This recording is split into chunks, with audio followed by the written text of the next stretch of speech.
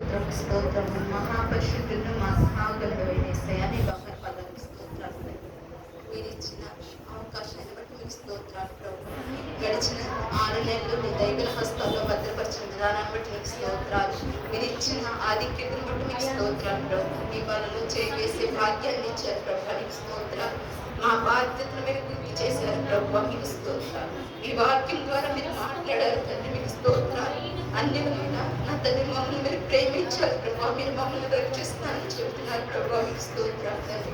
అయ్యా వచ్చిన ప్రతి ఒక్క బిడ్డని మీరు మాట్లాడారు ప్రభావ, మీకు స్తోత్రాలు తండ్రి. వచ్చిన ప్రతి ఒక్క బిడ్డని మీరు జ్ఞాపకం చేసుకోండి తండ్రి, మీకు స్తోత్రాలు. అయ్యా తండ్రి ఆయన వారి యొక్క కష్టార్జితంలో నుంచి ప్రభావ వారు నా తండ్రి నేను ప్రేమించిన నీకు ఇచ్చిన అయినా ప్రతి హస్తాన్ని మీరు జ్ఞాపకం చేసుకుని ప్రభావ, ఇవ్వలేని బిడ్డలు మీరు జ్ఞాపకం చేసుకుని తండ్రి. అయ్యా మీరు కనికరించండి, నీ కృపలో భద్రపరచండి తండ్రి.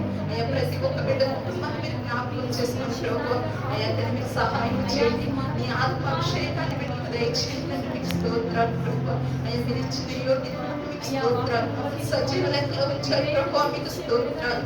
అయ్యా మీరు మమ్మల్ని జ్ఞాపకం చేసుకున్నాను, మీకు స్తోత్రాలు ప్రభు. అయ్యా తండ్రి తిరిగి అయినా ఎవరి గృహానికి వారికి వెలుచుండగా ప్రభు, మీ సన్నిధి కాంతితో నింపడి ప్రభు, ఈ రాకడ తలుపులతో నింపడి తండ్రి.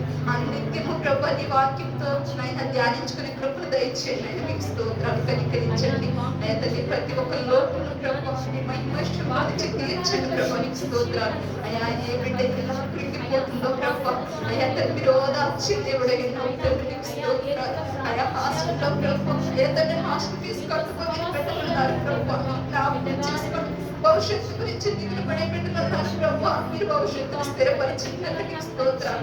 అయ్యా తల్లిదండ్రులకు ప్రయోజనంగా బిడ్డలు నిలబెట్టమని అయ్యా తండ్రి ఆయన యోగ్యతను నిలబెట్టారు ప్రభు, మీకు స్తోత్రాలు. కనికరించమని అయ్యా సంఘ బిడ్డలందరూ మీరు జ్ఞాపకం చేసుకుని పేరు పేరునైనా నా తండ్రి వారిని అయినా మీ సన్నిధిలో వెచ్చించిన సమయానికి తగిన ప్రతిఫలాన్ని మీరు దయచేయండి.